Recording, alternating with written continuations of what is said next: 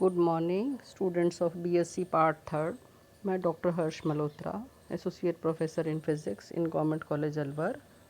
आज आपको second unit start करा रही हूँ, जिसमें हम करेंगे टाइम। पहला आर्टिकल है आपका time independent Schrodinger equation and stationary state solution, यानी काल अनाश्रित श्रोडिंगर समीकरण और स्थायी अवस्था हल।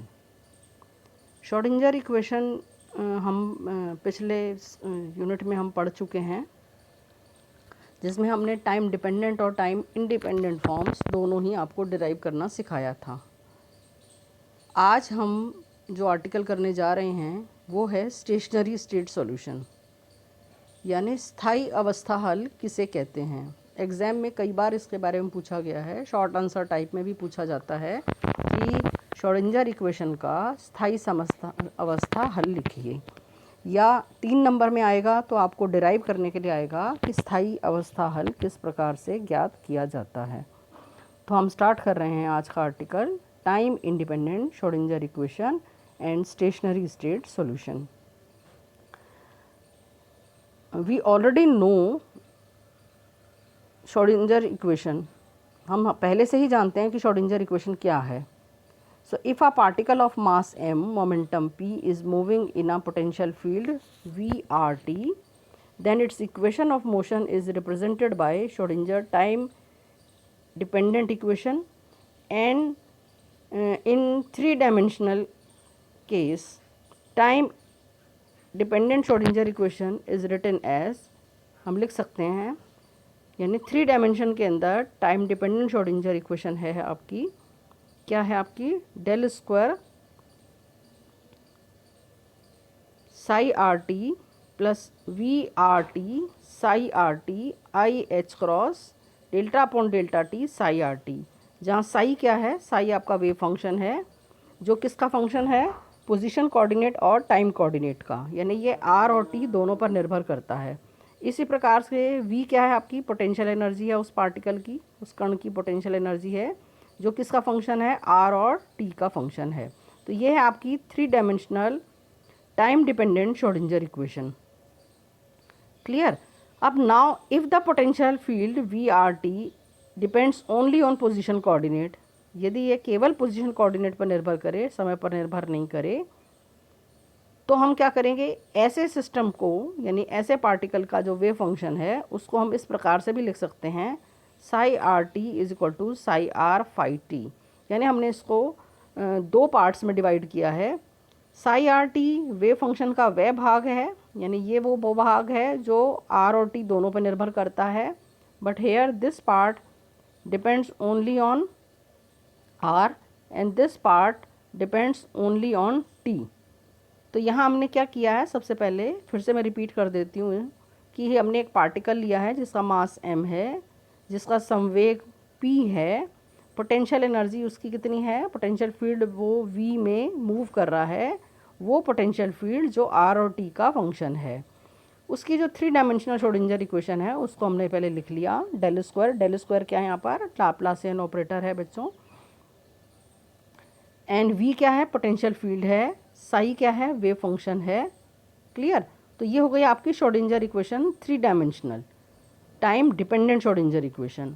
अब हमने क्या किया, हम एज्यूम करते हैं कि यदि उस पार्टिकल पर जो जिस पोटेंशियल फील्ड में वो मूव कर रहा था, यदि वह केवल आर की फंक्शन हो, टी पर निर्भर नहीं करती हो, तो ऐसे पार्टिकल के लिए उसके वेव फंक्शन को हम 2 पार्ट्स में डिवाइड कर सकते हैं। Psi R T is equal to psi r phi t, here this psi r is function of only r and phi t is function of t. Now using equation number 2 and 3, equation number 1 can be written as, यानी equation number 1 के अंदर हमने जो साई था उसको हमने 2 भागों में तोड़कर लिख दिया है। So minus h cross square by 2m del square plus v r, psi are t जो था उसकी जगह हमने लिख दिया psi r and phi t. Clear बच्चों, यहाँ पर हमने क्या लिख दिया, साई आर और phi T is equal to i H cross, यहाँ भी हमने साई आर टी को लिख दिया साई आर और फाई टी, यानी 2 भागों में जो हमने तोड़ा था उसको हमने इस प्रकार से लिख दिया है। अब हम क्या कर रहे हैं, हम लेफ्ट हैंड साइड से हमने फाई टी को कॉमन लिया, so minus h cross square by 2m del square psi r plus v r psi r is equal to, इसी प्रकार से राइट हैंड साइड में चूँकि ये टी पर डिपेंडेंट पार्ट है तो हमने क्या करा, जो स्पेस पर डिपेंडेंट पार्ट था वेव फंक्शन का उसको हमने बाहर ले लिया है, यानी साई आर को हम बाहर ले लेंगे और अंदर आपके पास आ गया i H cross delta upon delta t phi t. That this is equation number 4। अब हम क्या कर रहे हैं, समीकरण 4 को हमने साई आर फाई टी से डिवाइड किया है। So divide the equation number 4 by psi r and phi t. अब हमने क्या किया, साई आर और फाई टी से हम यदि डिवाइड कर रहे हैं तो फाई टी से कैंसिल हो गया और हमारे पास क्या बच गया, केवल 1 अपॉन साई आर बच गया है। सो ये बच गया आपके पास 1 upon psi r minus h cross square by 2m del square psi r plus v r psi r is equal to 1 upon phi t. यहाँ पर भी हमारा साई आर कैंसिल हो जाएगा और 1 upon phi T is i H cross delta upon delta t phi t. That this is equation number 5। अब हम समीकरण 5 के अंदर ये बात देख सकते हैं कि इसका जो लेफ्ट हैंड साइड पार्ट है वो केवल आर पे निर्भर कर रहा है और जो राइट हैंड साइड का पार्ट है वो केवल टी पे निर्भर कर रहा है, यानी बोथ साइड्स आर इंडिपेंडेंट। यदि आप ये दोनों साइड्स को हम इंडिपेंडेंट मान रहे हैं तो हम मान लेते हैं कि let these are equal to E, हमने इसको ई के बराबर मान लिया है। तो आपकी राइट हैंड साइड बन गई आपकी 1 upon phi t i H cross delta upon delta t phi T is equal to e. Let this is equation number 6। और इसी प्रकार से आपकी जो लेफ्ट हैंड साइड है वो बन जाएगी आपकी h cross square by 2m del square psi r plus v r psi r is equal to E psi r. ये बन गई आपकी समीकरण नंबर 7। सो ये जो समीकरण नंबर 7 है आप देख रहे हो इसके अंदर टी नहीं है आपका। So this is called time independent Schrodinger equation in 3 dimensional, जिसको हम लिख सकते हैं H psi is equal to E psi भी लिख सकते हैं, जिसको हम पहले आपको बता चुके हैं कि ये क्या है, हमारी time independent 3 dimensional Schrodinger equation. तो ये हो गई आपकी। अब हमें क्या करना है, हमें यहाँ से सॉल्यूशन ज्ञात करना है, स्टेशनरी स्टेट सॉल्यूशन आपको निकालना है। तो हम क्या करेंगे, we start from equation number 6।